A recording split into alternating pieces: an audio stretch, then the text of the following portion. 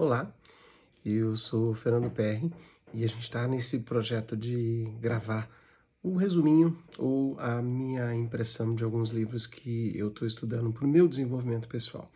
Esse daqui de hoje fala sobre ouvir de forma empática ou como validar os sentimentos e as emoções de outras pessoas. Se você gosta dos nossos vídeos, curte aqui, manda para alguém que você acha que vai curtir e se inscreve no canal. Aperta o sininho aí para você não perder nossas lives, tá bom? Bom, esse livro chama-se I Hear You, ou Eu Ouço Você, que é do Michael Sorensen. Ele fala umas coisas muito bacanas nesse livro, achei bem legal essa leitura e talvez seja um dos vídeos mais difíceis do que eu fiz até agora, porque precisaria muito tempo para a gente falar isso de uma forma bem bacana. Mas vamos simplificar aqui. Ele diz para a gente, por exemplo, para a gente se lembrar que todo mundo que você está conversando provavelmente tem medo de algo, ama alguma coisa e já perdeu alguma coisa. Isso faz com que a gente se coloque de uma forma mais empática em relação à pessoa. Lembrando que empatia é quando você está junto com a pessoa, sentindo e percebendo aquilo. A simpatia, quando eu falo, eu simpatizo com a sua ideia, significa, poxa, que mal, eu gostaria que você não estivesse nessa situação. Mas a empatia tem a ver com, eu estou me colocando no seu lugar, estou sentado junto com você enquanto você está nesse período ruim, tá? E aí ele fala pra gente assim, que tem 4 passos que a gente pode entender um pouquinho melhor para validar melhor as emoções das pessoas e se tornar um bom ouvinte e com isso fazer com que as pessoas se sintam mais ouvidas e mais compreendidas. Então ele fala que a primeira coisa é ouvir com empatia, que é justamente você ouvir de forma sincera. Ouvir de forma empática é uma das formas mais sinceras de respeito com a outra pessoa. A segunda coisa que ele fala é para você tentar identificar aquilo que não foi dito, tentar identificar aquilo que está por trás das palavras, que é a emoção que a pessoa está sentindo naquele momento. E aí é muito importante que você faça algumas perguntas, que a gente fala de follow-up questions, né? Perguntas para entender um pouquinho melhor aquilo que a pessoa está sentindo. O passo 3 é você dar o seu feedback, é você dar colocar alguma palavra, falar alguma coisa que é para a pessoa entender que você está compreendendo ela. Poxa, que chato, eu não consigo entender como é que você está se sentindo assim agora, consigo nem imaginar o que é isso para você. Poxa, eu fico triste por você estar passando por isso. Isso é uma validação daquilo que a pessoa está sentindo. E ele fala que é muito importante que você pense se você vai ou não dar algum conselho. Se a pessoa não pediu, talvez ela só esteja querendo conversar. E se você vai dar algum conselho, você poderia perguntar, tudo bem se eu te falar alguma coisa, se eu te der algum conselho? E se você falar isso e a pessoa, de repente, não está querendo, ela, de repente, tem como falar para você. E se você saiu por aí dando conselho, a hora que você perceber, você fala, pera, desculpa, eu acho que você nem estava querendo um conselho e eu já estou te dando um conselho. Volta, continua, me fala aquilo que você está sentindo. E se você puder, tenta validar, esse é o passo 4, validar de novo aquilo que a pessoa está sentindo, se colocando no lugar dela. Aí ele fala que é muito importante que você perceba que no começo talvez você não consiga fazer isso, talvez você não ouça com atenção, talvez você já saia dando conselho, talvez você se esqueça de validar. E ele faz uma diferença muito importante, que é falar o que não é a validação, né? Primeira coisa importante é não saia por aí querendo dar conselho se a pessoa não pediu. Pergunta para ela se está tudo bem se você der esse conselho para ela. E ele fala assim para a gente, o que não é a validação? Se você não entendeu direito o que ela é, vamos pelo menos entender o que ela não é. Não é exatamente uma forma que a pessoa está carente. A gente precisa entender que tem pessoas que precisam de validação o tempo inteiro, estão sempre pedindo isso, e ela passa a ser excessiva, ela passa a ser exagerada.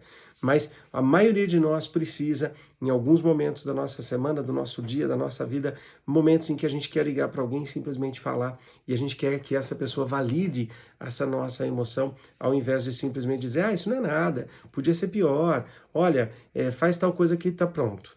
Provavelmente você sabe o que fazer, mas você estava precisando de alguém para te ouvir naquele momento.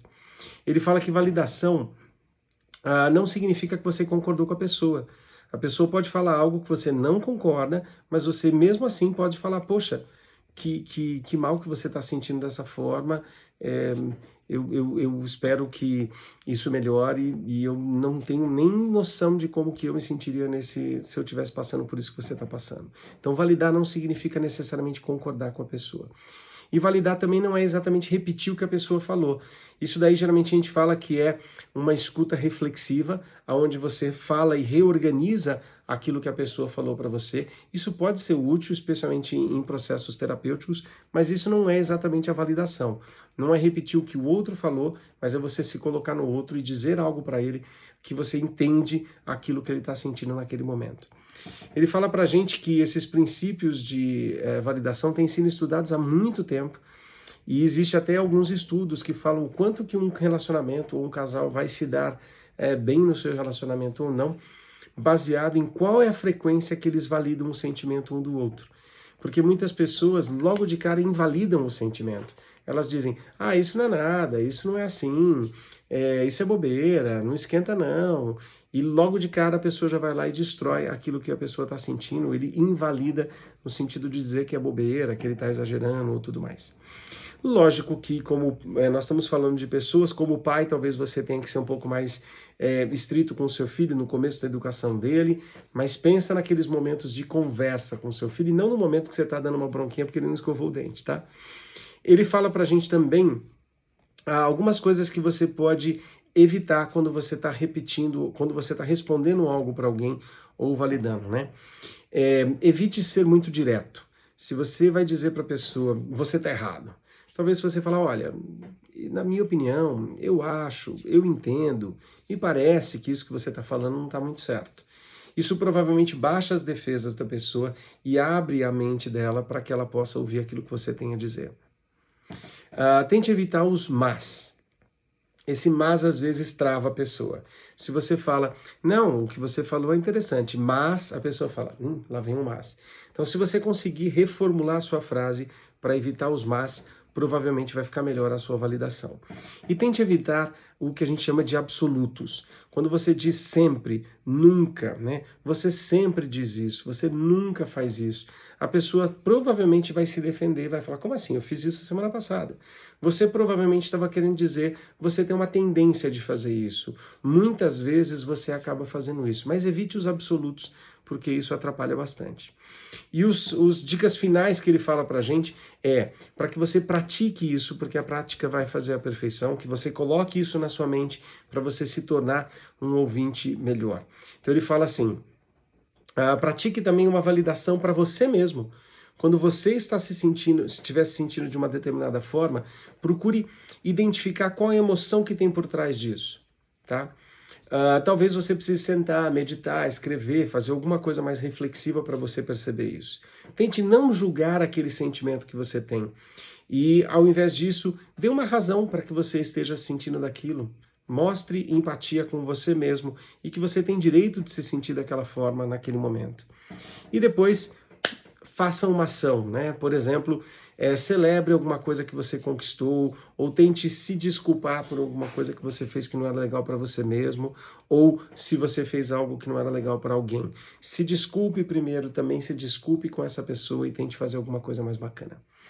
Bom, isso era o resuminho, né? Ou as minhas impressões quando eu estava lendo esse livro, que eu Hear You, Eu Ouço Você, do Michael Sorensen.